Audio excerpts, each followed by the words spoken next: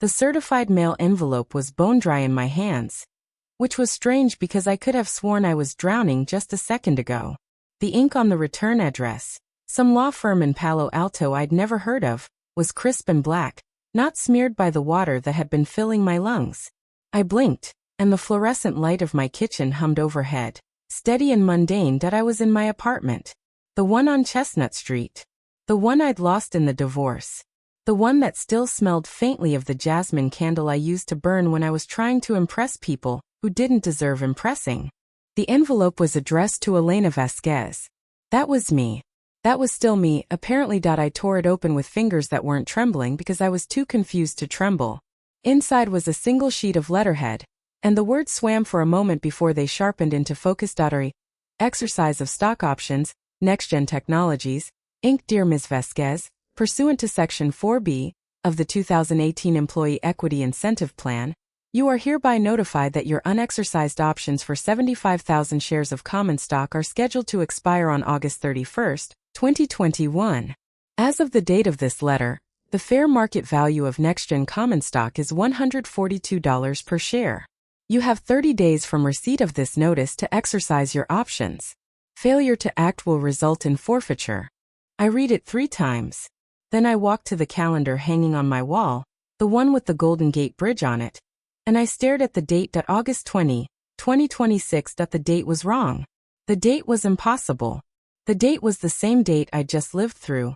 The one where I'd been standing on a ferry, watching the city lights smear across the bay, and then the water had been cold and dark and I'd thought.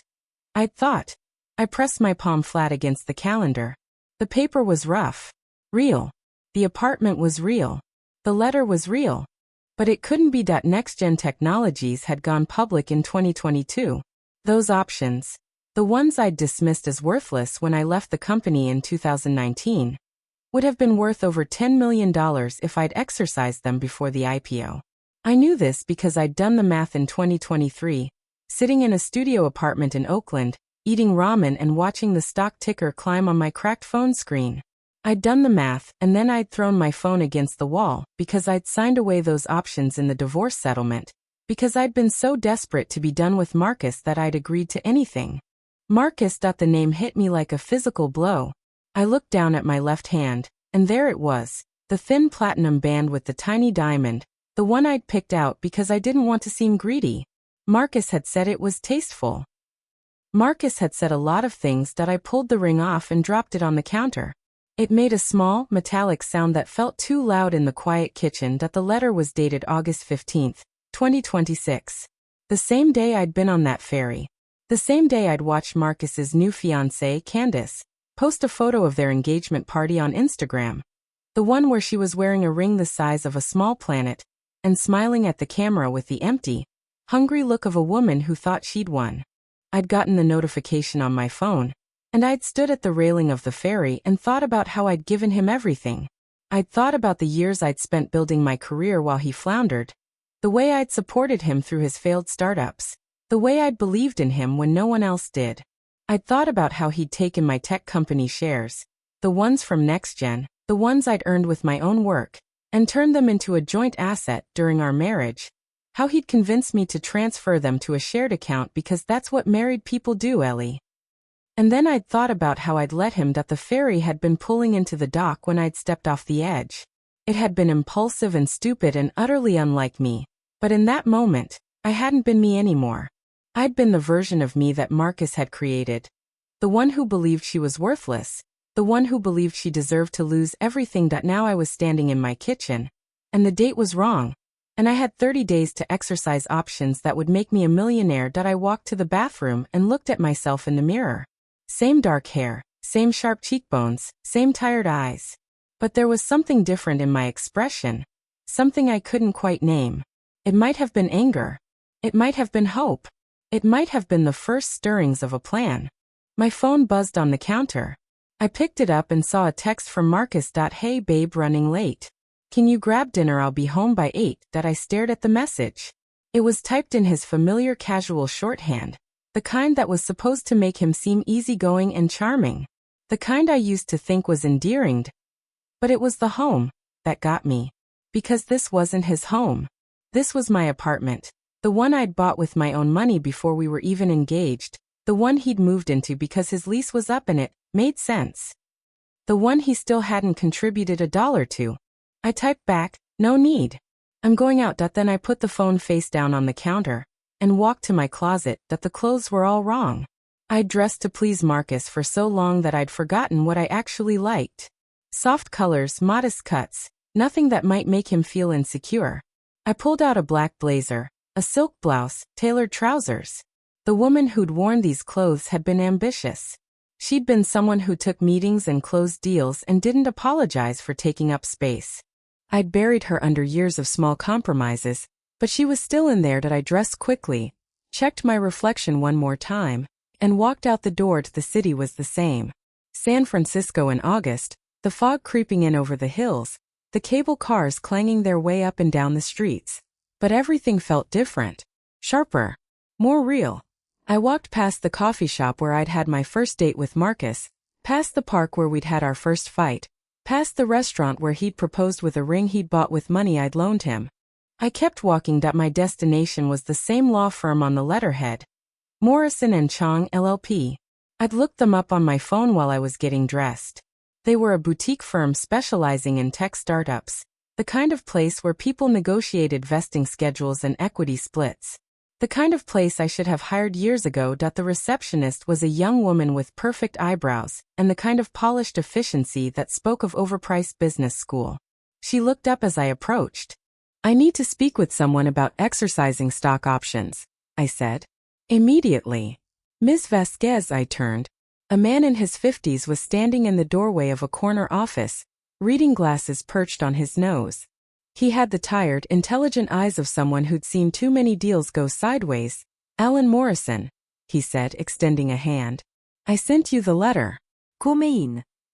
The office was all dark wood and leather, the kind of space that was designed to make clients feel both impressed and slightly intimidated. I sat down across from him and placed the letter on his desk. 3 years ago, I left NextGen Technologies, I said.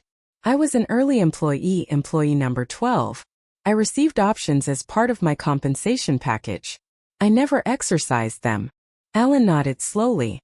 "That's what the letter says. But you're here now, which means you understand the value of what you're holding. I understand that you're a reputable firm. And I need someone who can handle this quickly and quietly. I have 30 days.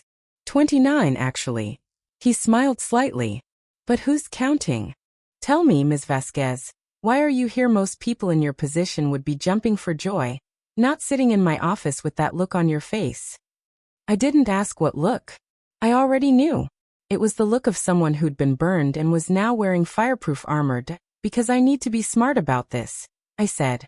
"I need to know exactly what I'm entitled to, what my options are, and how to protect myself. And I need to do it without anyone finding out. At least for now." Alan leaned back in his chair. "Protect yourself from whom?" "From my husband." He didn't blink. In his line of work, I imagined he heard variations of that sentence every day. "Is there a prenuptial agreement?" "No. We married a year after I left NextGen. We've been married for 4 years. Community property state," he murmured. "Anything acquired during the marriage is considered joint property. But those options were granted before the marriage. They're separate property, as long as you haven't commingled them." I felt a small flicker of relief. "I haven't. I didn't even remember they existed until I got your letter. And you'd like to keep it that way?" "I'd like to exercise the options, sell the shares, and put the money in a trust that my husband can't touch. I want to file for divorce, and I want to do it before he has any idea what I'm worth." Alan's expression shifted from professional curiosity to something sharper. He was a shark, I realized. A very well-dressed shark who smelled blood in the water. "That's a tall order," he said. "But not impossible. First we need to move fast. Very fast. I'll have my team start the exercise process immediately. We'll need to verify your status with NextGen's equity administration team, confirm the vesting schedule, and initiate the purchase. Then we need to arrange a sale of the shares. Are you planning to hold or sell?" "Sell. All of it. As soon as possible." He nodded, making a note. "And the trust, I need a name. Someone you trust." Someone who can manage a significant portfolio without drawing attention. Names I have. He stood and walked to a filing cabinet, pulling out a folder. But you need to understand something, Ms. Vasquez. Once we start this process, there's no going back. Your husband will find out eventually. Maybe not before the divorce is final, but eventually. Are you prepared for that? I thought about Marcus. I thought about the way he'd look at me when he wanted something. The easy charm that had always made me want to believe in him.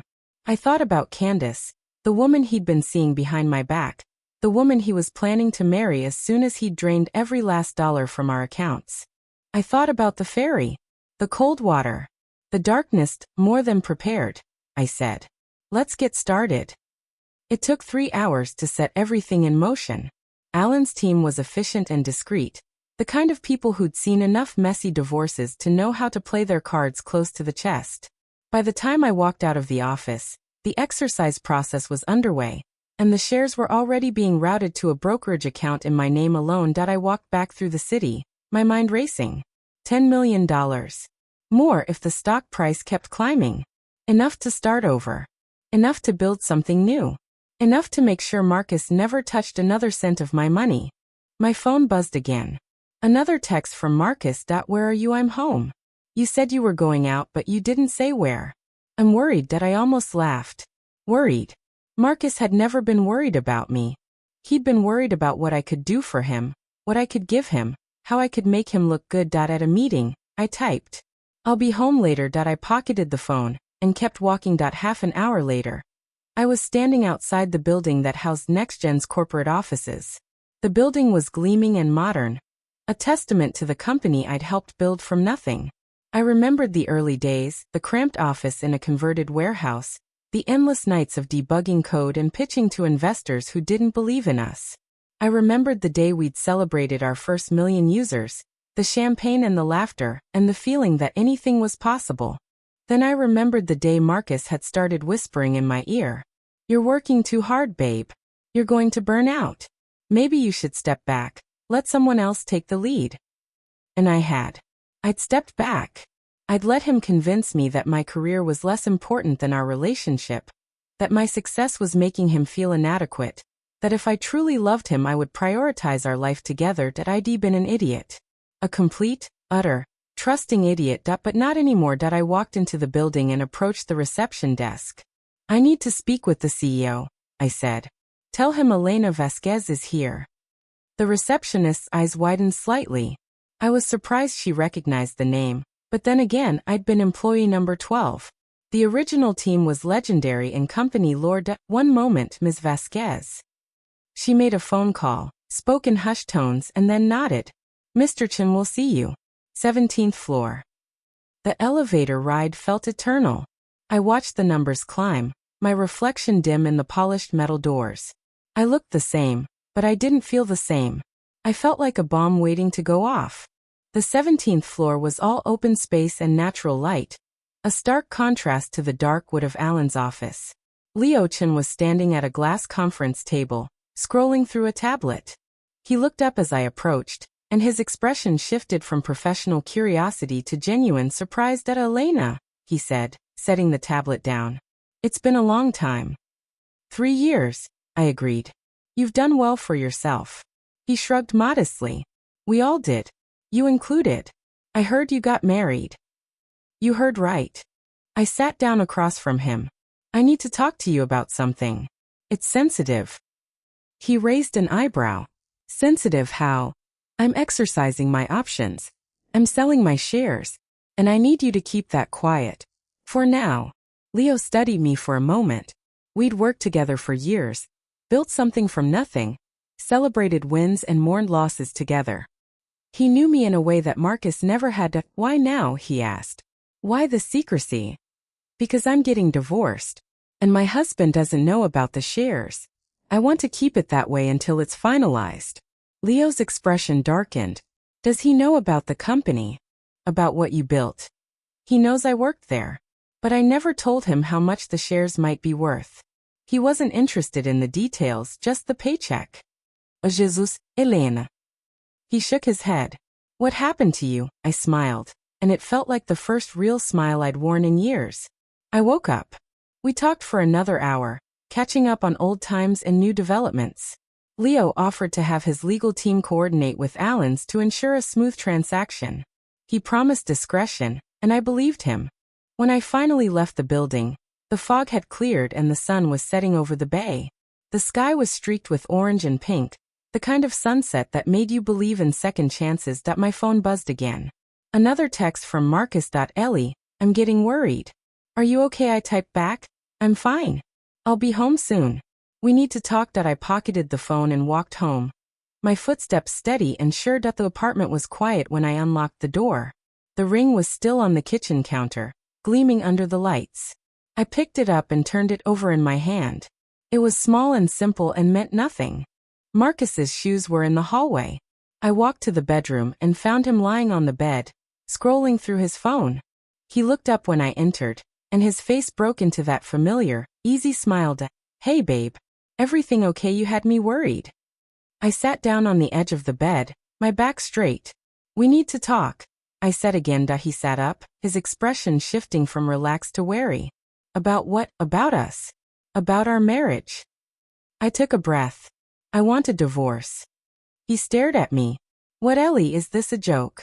Because it's not funny. It's not a joke, I said. I've been thinking about this for a long time. We're not happy, Marcus. We haven't been happy for years. Speak for yourself. His voice was tightening, the charm starting to crack. I'm happy. We're happy. This is just a phase. I shook my head. I saw the Instagram post. The engagement party. He went pale. That's not what it looks like. Really, because it looked exactly like what it was. You're seeing someone else. You've been seeing her for months. You're planning to marry her as soon as you've squeezed every last dollar out of our marriage. Ellie, don't. My voice was sharp, cutting through his protest. Don't lie to me. Not now. Not anymore. I know about Candace. I know about the money you've been siphoning from our joint accounts. I know about the secret credit card. The one you've been using to pay for her apartment in the marina. His face was a mask of shock. He hadn't expected me to know any of it. He'd underestimated me, just like he always did. Fine, he said, his voice hard. You want a divorce, fine. But you're not getting a penny more than what you're entitled to. And you're entitled to half of everything. You're right, I said calmly. Half of everything that was acquired during the marriage. Which means half of your worthless startup stock, half of your debts, and half of nothing else. What about your shares? He demanded. You had shares. From that company you worked for. I did, I agreed. I had options that were granted before our marriage. Separate property. You're not entitled to a single one. He was on his feet now, his face flushed with anger. You think I don't know about the options? You think I don't know they're worth millions? I've been waiting for you to remember them, Ellie. I've been planning this for months. You think Candace is just a fling? She's the one who's going to help me get what I deserve. And what I deserve is half of everything you have. I stood up too, matching his stance. You're going to find out very soon, Marcus, that the world doesn't work the way you think it does. I've already started the process of exercising my options. By the time you get wind of it, the shares will be sold, the money will be in a trust that you can't touch, and your name will be on a pile of papers that have nothing to do with me. You can't do that, he snarled. It's marital property. The court will see it that way. Will they? I smiled coldly. I have documentation that proves the options were granted before our marriage. I have records showing that they were never commingled. And I have a lawyer who's very, very good at his job. He took a step toward me, his fists clenched. For a moment, I thought he might try to hit me. Then he stopped, breathing hard. This isn't over, he said. No, I agreed. It's not. But it's going to end the way I want it to end, Marcus. Not the way you want it. I walked out of the bedroom and into the living room. I heard him shout something behind me, but I didn't turn around. I picked up my phone and called Alan. It's done, I said. He knows. Start the divorce proceedings. I want him served tomorrow. Understood, Alan said. And Ms. Vasquez, congratulations. You just made the best decision of your life. I hung up and stood at the window, looking out at the city lights. The night was just beginning. The divorce papers arrived at 9 in the morning, delivered by a process server who looked like he'd rather be anywhere else. Marcus answered the door in his bathrobe, coffee in hand, and I watched from the kitchen as his face cycled through confusion, disbelief, and then a cold, hard fury that made him look like a stranger. He slammed the door and marched toward me. The papers crumpled in his fist. "What the hell is this?" "Read it," I said calmly, stirring my tea. "It's all there." He didn't read it. He threw it on the counter and stood there, breathing heavily, his eyes boring into me like he was trying to remember why he'd ever found me attractive. "You think you can just walk away? You think you can take everything and leave me with nothing?" "I'm not taking everything. I'm taking what's mine. What's yours was never very much to begin with." His face went red. "You bitch." I'd heard him call me worse, but never to my face. The word hung in the air, ugly and desperate, and I realized that for all his charm, all his easy confidence, Marcus was nothing but a bully who'd finally been backed into a corner. "Get out," I said. "Pack your things and get out of my apartment." "Your apartment? This is our apartment. I live here. I have rights." "Do you? Because I'm pretty sure the lease is in my name. The mortgage is in my name. The utilities, the internet, the insurance, all in my name. You're a guest here, Marcus. And guests can be asked to leave." He stared at me, his mouth opening and closing like a fish. He wasn't used to this. He wasn't used to me pushing back. For 4 years, I'd made myself small to make him feel big. I'd apologized for my success and downplayed my achievements and convinced myself that marriage was about compromise. Even when the compromise was all on my side. "I'm not leaving," he said finally. "I'm going to fight this." "You think you're so smart. Elena, you think you've got it all figured out. I know you. I know everything about you. And I know that you're not going to get away with this." "I already have," I said. "The shares are being exercised as we speak. The money is going into a trust. By the time your lawyer gets a court order, there won't be anything left to freeze. You'll be fighting for a share of assets that don't exist." His face went pale. "You can't do that. That's fraud. That's hiding assets." "It's not fraud when the assets were never yours to begin with. The options were granted before we were married. They're separate property. It's not my fault you didn't do your research before you decided to marry me for my money." He took a step toward me, and I felt a flicker of fear. But I didn't back down. I held my ground, my hands wrapped around my tea mug, ready to throw it if I had to. "You're going to regret this," he said. "You're going to regret every single thing you've done." "Probably," I agreed. "But not as much as I regret marrying you. Now get out." For a long moment, I thought he might actually hit me. His fists were clenched, his jaw tight, his eyes wild with rage. Then something shifted in his expression, and I realized he was thinking, calculating, trying to figure out his next move. "Fine," he said. "I'll go. But this isn't over. You think you've won? You haven't won anything. Candace is going to be worth more than you'll ever be. She's going to make me rich, Elena. Richer than you could ever imagine." I almost laughed. Candace, the Instagram influencer with 100,000 followers and a talent for selling detox tea. Candace, who'd been scamming Marcus from the moment they met, funneling his money into business ventures that never seemed to go anywhere. Candace, who was just as much a fraud as he was. "Is that so?" I said. "Well, I wish you both the best of luck. You deserve each other." He grabbed a duffel bag from the closet and started throwing clothes into it, moving with jerky, furious motions. I watched him from the kitchen, sipping my tea, feeling nothing but a cold, quiet satisfaction. By the time he left, slamming the door so hard the windows rattled, I was already on the phone with Alan. "He's gone," I said. "What's next?" "Next we wait," Alan said. "The exercise process should be complete by the end of the week. Then we sell the shares.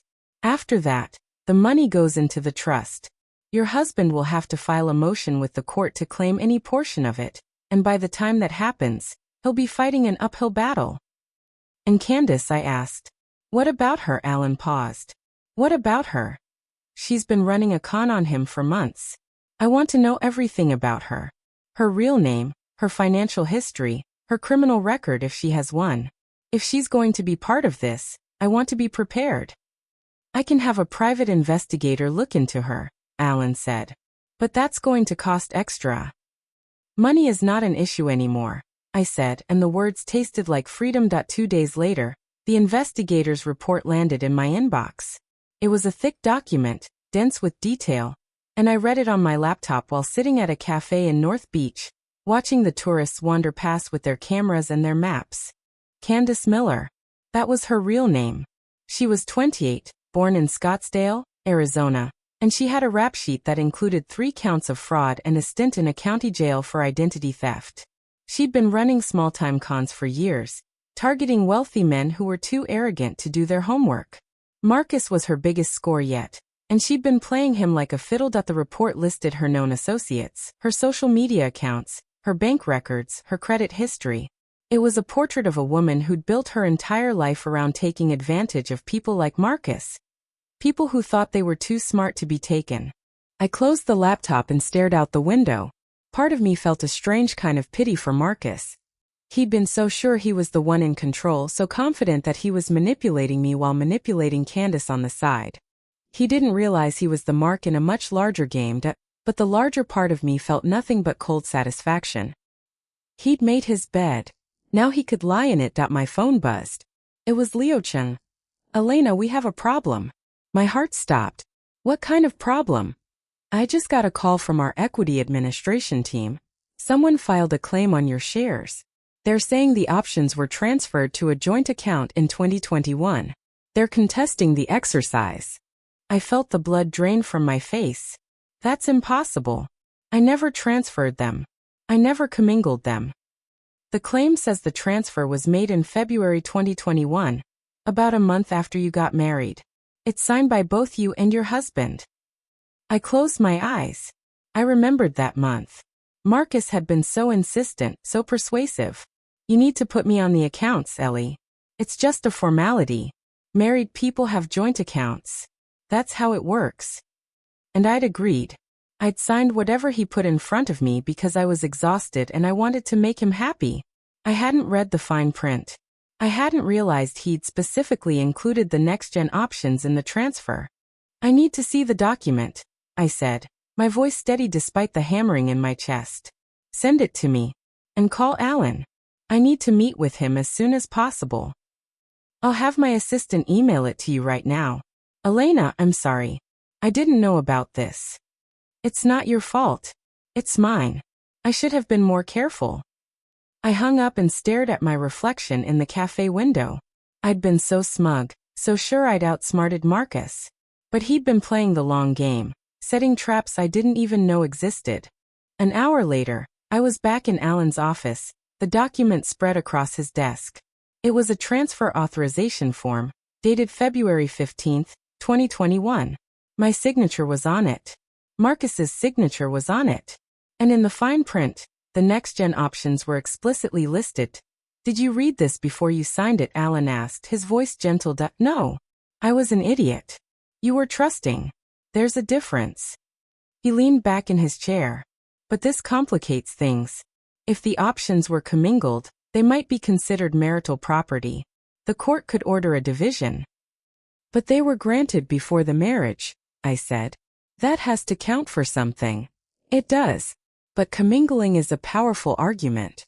Marcus's lawyer is going to claim that by putting the options in a joint account, you intended to share them with your husband. And a judge might agree. I felt the walls closing in around me. All my careful planning, all my clever maneuvering, it was falling apart. Marcus had been one step ahead of me the whole time. What do? I asked, hating the note of desperation in my voice. Alan was quiet for a moment. Then he said, we fight. We drag this out. We make it expensive and time-consuming and miserable for him. And in the meantime, we look for leverage. Leverage like what? Like Candace Miller. I looked up. What about her? She's a con artist.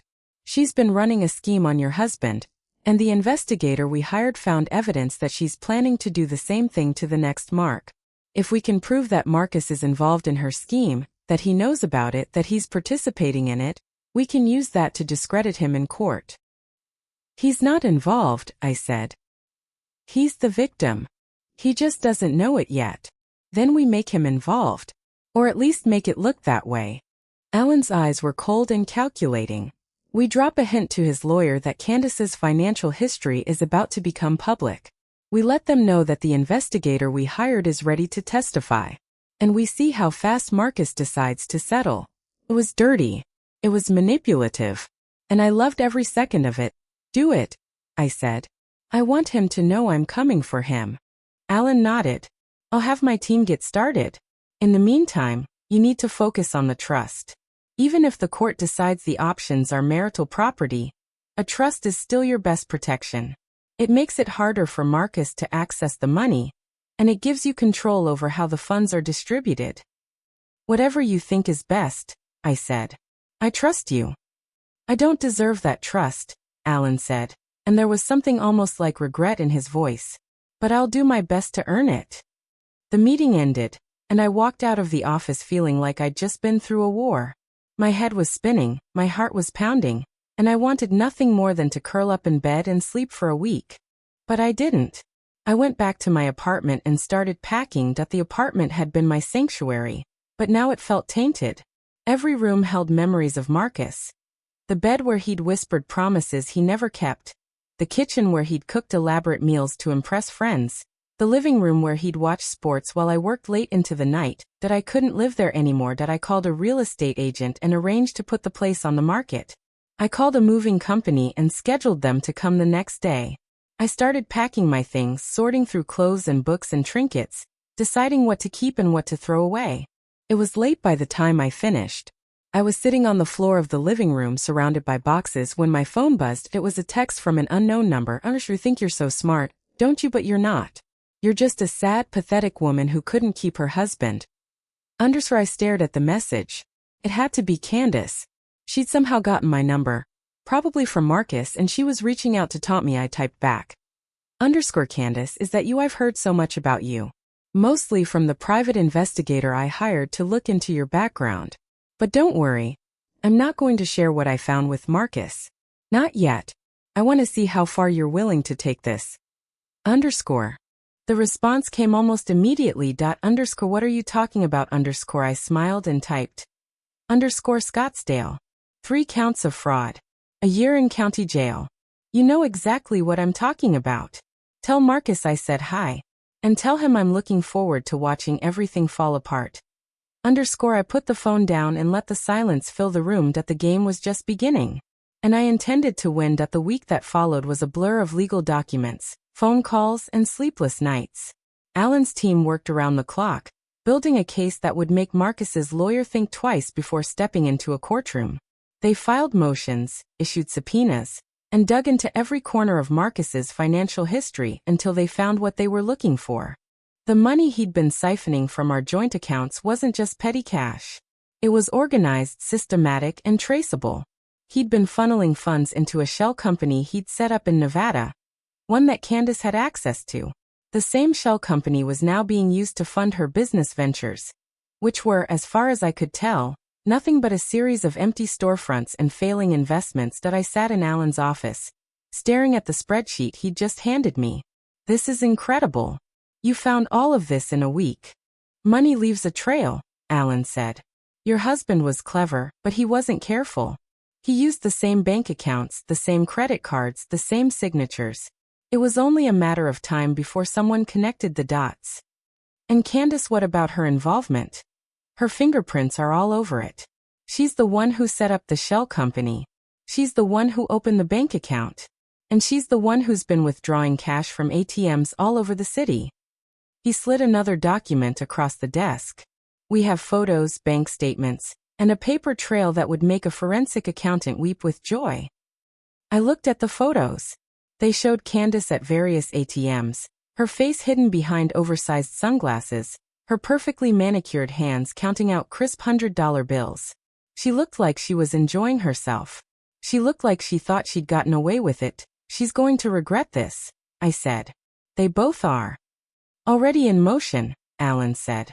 We filed a motion with the court this morning requesting an injunction against Marcus's access to the joint accounts.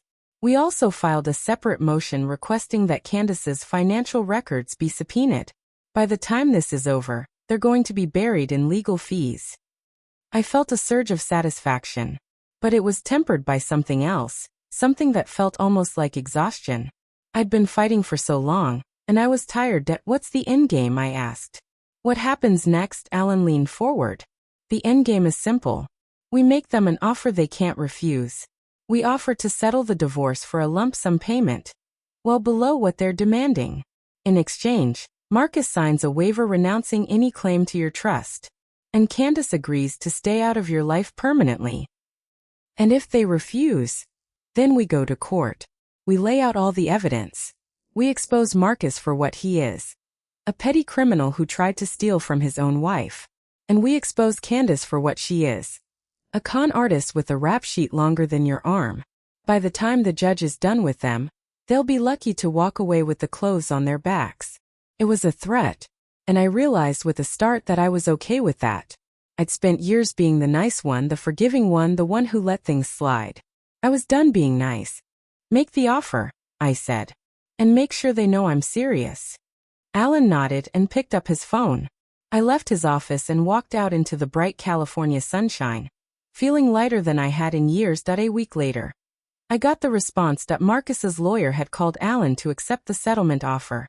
The amount was a fraction of what Marcus had been demanding, but it was more than he deserved. He'd take the money, sign the waiver, and walk away. Candace had agreed to stay out of my life, though I suspected that had more to do with her fear of being exposed than any genuine remorse. The divorce was finalized on a Thursday afternoon. I sat in the courtroom, watching Marcus sign the papers with shaking hands. He looked old and tired and defeated, a shadow of the man who'd once charmed his way into my life. Candace wasn't there. She'd sent her lawyer to represent her. A sleek, unpleasant man who smelled like expensive cologne and cheap ambition. He'd argued for more money, but Alan had shut him down with a single document, the report from the private investigator, laid out in black and white. When it was over, Marcus walked past me without a word. I watched him go, his shoulders hunched, his steps slow. Part of me felt sorry for him. The other part, the larger part, felt nothing but relief. I walked out of the courthouse alone, my heels clicking on the marble floor. The sun was shining. The sky was blue. And for the first time in years, I felt like I could breathe. I went back to my apartment and started packing. The movers were coming the next day to take my things to a new place, a penthouse in the marina, with floor-to-ceiling windows and a view of the bay. It was expensive and extravagant and exactly what I needed. My phone buzzed as I was folding clothes. It was Alan. The trust is finalized, he said. The money is transferred. You're officially a multimillionaire, Ms. Vasquez. I smiled. Thank you. I couldn't have done this without you. You're welcome. He paused. But there's something else. Something I think you should know. My heart skipped a beat. What is it? Your husband's girlfriend, Candace. She's been arrested. Arrested for what? Fraud. Turns out she wasn't just running a con on Marcus. She was running a con on half a dozen other men as well. One of them finally came forward, and the police have been building a case against her for months. They arrested her this morning. I sat down on the edge of the bed. And Marcus, is he involved? He's not being charged. But the police have been asking questions.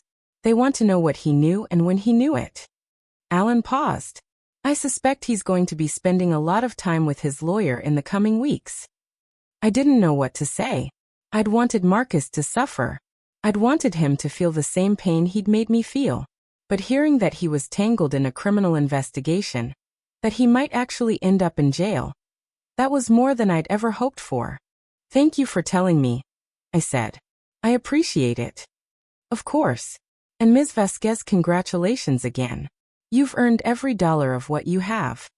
I hung up and sat in the quiet of my apartment, staring at the boxes around me. A new life was waiting. A new start.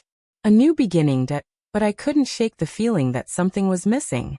The satisfaction I'd felt when I'd signed the divorce papers was fading, replaced by a strange, hollow emptiness. I'd won. I'd defeated Marcus and Candace. I'd secured my future and protected my assets. I'd done everything I'd set out to do. So why did I feel so empty? I walked to the window and looked out at the city. The lights were twinkling in the distance, casting their soft glow over the streets and buildings. Somewhere out there, Marcus was facing the consequences of his choices. Somewhere out there, Candace was sitting in a jail cell, wondering where it all went wrong. And somewhere out there, I was free. I wanted to feel happy. I wanted to feel triumphant. But all I felt was tired. The next morning, I woke up in my new penthouse. The sun was streaming through the windows, painting the room in shades of gold and pink. I lay in bed for a long time, staring at the ceiling, thinking about everything that had happened. I'd been reborn in a way. Not literally. I was still the same Elena Vasquez who'd stepped off that ferry. The same woman who'd been drowning in her own despair. But I was different. Harder. Stronger. And I was alone. I didn't know if that was a good thing or a bad thing. But I knew it was true. I got out of bed and started the day. There was work to do. The trust to manage, investments to make, a future to build. I'd lost so much time to Marcus, to the years I'd spent shrinking myself to fit into his life. I wasn't going to waste another second. But even as I threw myself into the work, even as I signed documents and made phone calls and built a new life for myself, I couldn't shake the feeling that something was still missing. I'd won the battle. But the war wasn't over. It was just beginning. A week after the divorce, I found myself back at the courthouse. Not for a hearing. That was over. I was there to watch Candace's trial.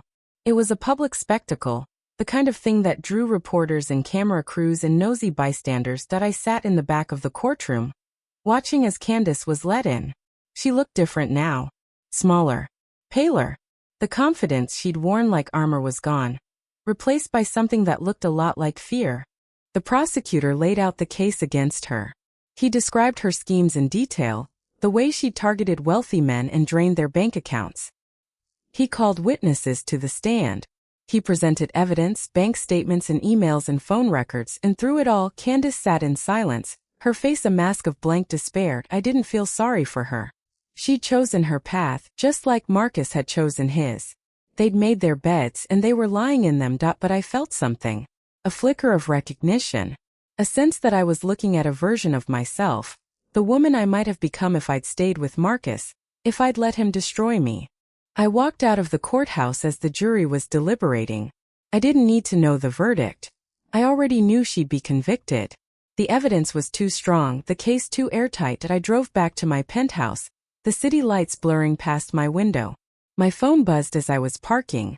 It was Alan. "Have you heard?" he asked. Candace was found guilty. She's facing 5 to 10 years. I nodded even though he couldn't see me. I heard. I was there. Elena, I'm sorry. I know this is a lot to process. It's fine, I said. I've fine. You don't sound fine. I paused. He was right. I didn't sound fine. I didn't feel fine. I don't know what I'm supposed to feel. I admitted. I won. I got everything I wanted. And I feel like I'm waiting for the other shoe to drop. Alan was quiet for a moment. Then he said, "Sometimes winning isn't about getting everything you want. It's about letting go of everything you don't need. And sometimes that takes longer than we think." I thanked him and hung up. I sat in my car for a long time, staring at the dashboard, thinking about his words. He was right. I'd let go of Marcus. I'd let go of Candace. I'd let go of the past. But I hadn't let go of the anger. I hadn't let go of the bitterness. And as long as I held on to those things, I'd never truly be free. I got out of the car and walked into my building. The lobby was sleek and modern, all marble and glass and soft lighting. The doorman smiled at me as I passed. I smiled back, but I didn't feel it. I took the elevator to my floor and walked into my penthouse. It was empty and silent, the way it always was. I stood in the middle of the living room, looking around at the expensive furniture and the art on the walls and the view of the bay. It was beautiful. It was everything I'd ever wanted. And it meant nothing without someone to share it with. The thought hit me like a thunderbolt. I'd spent so long focused on revenge, on proving I could survive without Marcus, that I'd forgotten something important. I'd forgotten how to live. I walked to the window and pressed my forehead against the cool glass. The city sprawled beneath me, full of lights and life and possibilities. Somewhere out there, people were falling in love, building careers, chasing dreams. And I was standing in a penthouse, alone, with nothing but money and memories to keep me company. It wasn't enough. I needed more. I needed purpose. I needed connection. I needed to remember who I was before Marcus, before the fear, before the anger that I needed to start living again. That I pulled out my phone and called Alan. Cancel the meeting tomorrow, I said. I have something I need to do. Elena, what's wrong? Nothing's wrong. Everything's right. I just realized that I've been so focused on the past that I forgot about the future. I need to go find it. The next morning I packed a bag and bought a ticket to New York. I didn't have a plan. I didn't have a destination. I just knew that I needed to get away, to breathe, to remember what it felt like to be alive. The flight was long and uneventful. I spent most of it staring out the window, watching the clouds drift past. Somewhere in the middle of the flight I fell asleep, and I dreamed of the ferry, but this time the water wasn't cold. This time the sun was shining, and I was standing on the deck, feeling the wind on my face, and I wasn't afraid. I woke up as the plane was landing. The city stretched out beneath me, a maze of buildings and bridges and rivers. It was beautiful and overwhelming, and I felt something stir in my chest. That hoped that I took a cab to a hotel in Manhattan, checked in, and dropped my bag on the bed. Then I walked out into the streets, letting the chaos of the city wash over me. That I didn't have a plan. I didn't have a map. I just walked, letting my feet take me where they wanted to go. And for the first time in years, I felt like I was exactly where I was supposed to be. The first thing I registered was the smell of fresh coffee and the sound of rain against the window. I was sitting in a small cafe in Brooklyn, watching the water streak down the glass, and I felt a calm I hadn't felt in years. It had been 3 weeks since I'd left San Francisco. 3 weeks of walking through unfamiliar streets, eating at diners I'd never heard of, sleeping in hotel rooms that didn't hold any memories. 3 weeks of being a stranger in a city that didn't know my name. I'd spent the first week in Manhattan, wandering through museums and parks and crowded sidewalks. I'd eaten pizza at midnight and watched Broadway shows and bought a scarf from a street vendor that I didn't need. I'd done everything I could to distract myself from the thoughts that kept circling back to Marcus, to the divorce, to the years I'd wasted on a man who never deserved me. But the thoughts wouldn't leave. They followed me through the city, whispering in my ear, reminding me of everything I'd lost and everything I'd gained. Then, on the second week, I'd walked into a bookstore in the village and found myself drawn to a section I'd never visited before. Self-help. Personal growth. The kind of books I'd always dismissed as nonsense. I'd bought 3 of them, and I'd spent the next few days reading them cover to cover. They were full of platitudes and cliches and exercises that felt silly at first. But somewhere in the middle of the 3rd book, something had clicked. I'd been so focused on revenge, on proving I could survive, that I'd forgotten the most important lesson of all. Survival wasn't enough. I needed to thrive. I needed to let go of the anger and the bitterness and the fear. I needed to forgive myself for the mistakes I'd made and move on. It wasn't easy. Some days I woke up feeling like I'd made no progress at all. I'd still think about Marcus, still replay the arguments in my head, still feel the sting of betrayal. But slowly, gradually, the anger started to fade. It was replaced by something else. Something that felt almost like peace. Now, sitting in this cafe watching the rain fall, I felt a sense of clarity I'd never experienced before. I knew what I wanted. I knew who I was. And I knew that the future I'd been so afraid of was actually something to look forward to. My phone buzzed on the table. I glanced at it and saw a text from Alan checking in. How's New York treating him? I typed back. It's good. I think I'm going to stay for a while. Really, what about the penthouse? From selling it. I need to start fresh. The penthouse belongs to the old Elena. The new Elena needs something different. Alan replied with a thumbs up emoji, and I smiled. He'd been patient with me, understanding in a way I hadn't expected. He'd helped me build a life, and now he was helping me figure out how to live in it. I put the phone down and picked up my coffee. The rain was starting to let up, and I could see patches of blue sky through the clouds. I decided to go for a walk. The streets were slick and glistening, the air fresh and clean. I walked without any particular destination, letting my feet carry me through the neighborhoods of Brooklyn. I passed brownstones and boutique shops and parks filled with people walking their dogs. It was ordinary and beautiful and exactly what I needed. I stopped in front of a small art gallery, tucked between a bakery and a vintage clothing store. The window display was filled with paintings, bright colors and bold shapes that seemed to pulse with energy. I was drawn to one of them, A portrait of a woman standing on a cliff, looking out at the ocean. Her back was to the viewer, but there was something in her posture that felt familiar. Determination. Hope. The sense that she was on the edge of something new. I walked inside. The gallery was small and intimate, with white walls and soft lighting. A woman was sitting at a desk in the corner, her head bent over a sketchbook. She looked up as I entered, and I was surprised to see she wasn't much older than me. Her hair was short and streaked with purple, and she wore a silver ring through her nose. "Can I help you?" she asked, her voice warm and inviting. "I'm just browsing," I said. "But I love the painting in the window. The woman on the cliff." The artist smiled. "That's mine. It's called The Edge. I can see why." I walked closer to it, studying the details. The colors, the textures, the way the light seemed to dance across the canvas. "It's beautiful." "Thank you. It's about starting over. Letting go of the past and stepping into the unknown." She paused. "I painted it after I left my ex-husband. I know that sounds cliché, but it's the truth." I turned to look at her. "I left my husband too. 3 weeks ago." Her eyes widened. "Small world. How are you holding up?" "Better than I expected. I spent a lot of time being angry, but I'm starting to let go of that. It feels good." The artist nodded.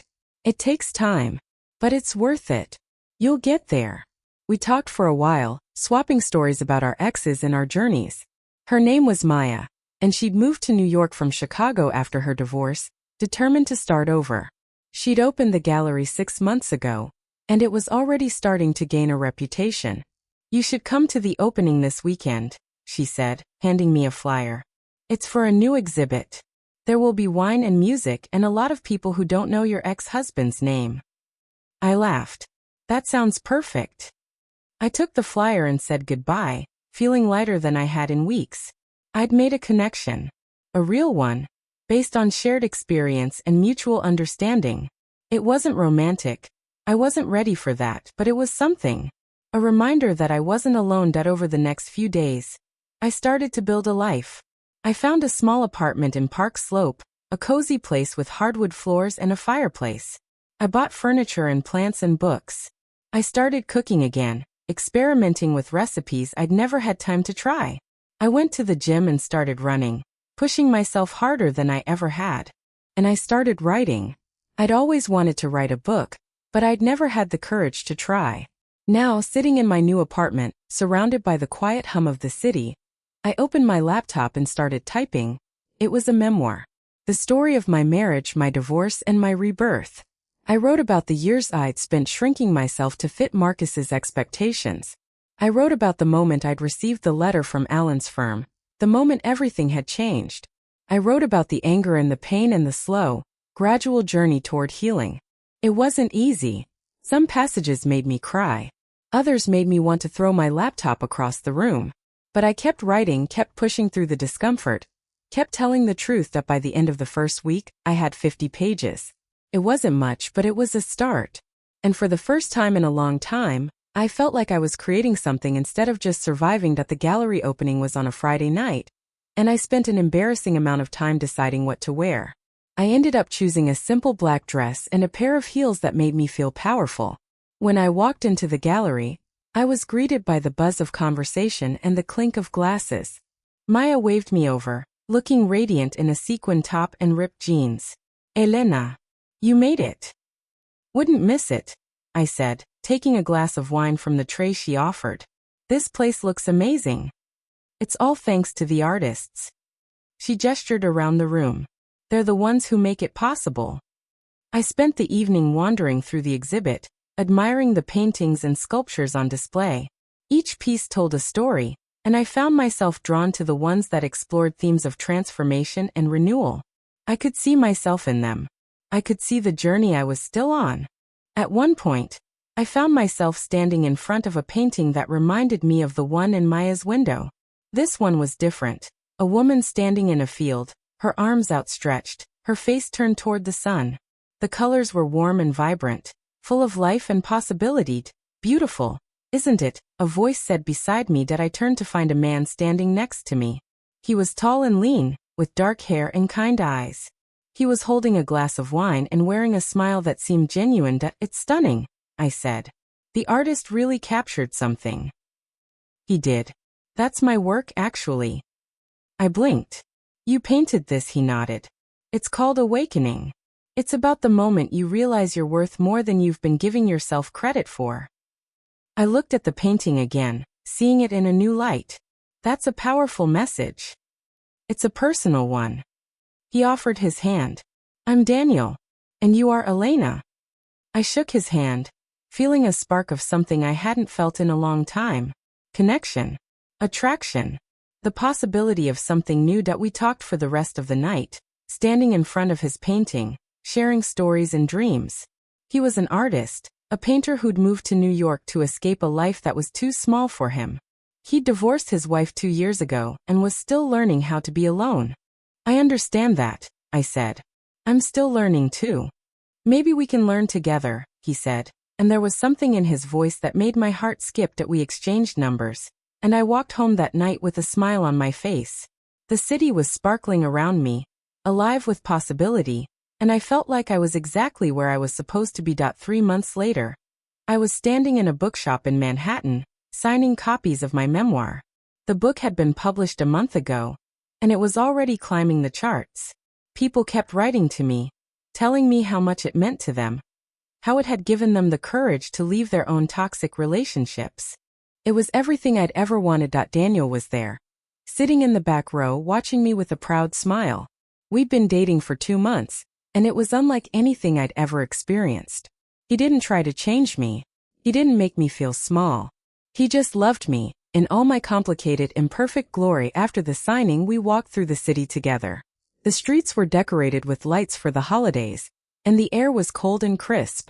I leaned into Daniel's arm, feeling his warmth against me. I'm proud of you, he said. You did it. You really did it. We did it, I corrected. You helped me believe in myself again. You reminded me what it feels like to be seen. He kissed my forehead. That was all you. I just happened to be in the right place at the right time. We walked in silence for a while, passing through the crowds of holiday shoppers, the hustle and bustle of the city. I thought about Marcus. I thought about Candace. I thought about the ferry and the dark water and the moment I thought I'd never survive. And then I let it all go. The anger, the bitterness, the fear. It drifted away like smoke on the wind, and I felt lighter than I'd ever felt. I'd come so far from the woman who'd stepped off that ferry. I'd rebuilt my life from the ground up, piece by piece, day by day. I'd faced my demons and conquered them. I'd found love and purpose and a reason to keep going. But more than that, I'd found myself. We stopped at a park overlooking the river. The water was dark and shimmering, reflecting the lights of the city. I looked out at it and I didn't feel afraid. I felt at peace. Are you okay? Daniel asked, his voice soft. I turned to him and smiled. I'm more than okay. I'm exactly where I'm supposed to be. He pulled me into his arms, and I let myself sink into the embrace. The world was full of uncertainty and chaos and heartbreak. But it was also full of beauty and hope and second chances. I'd found mine. And I wasn't going to waste it. We stood there for a long time, watching the water flow beneath us. The ferry passed by in the distance, its lights glowing in the darkness. I watched it go, and I didn't feel the urge to jump. I felt the urge to live. The future was wide open, full of possibility. I didn't know what it would bring, but I knew, with absolute certainty, that I would face it with courage and grace because I'd learned the most important lesson of all. The only person who could save me was myself. And I'd done exactly that.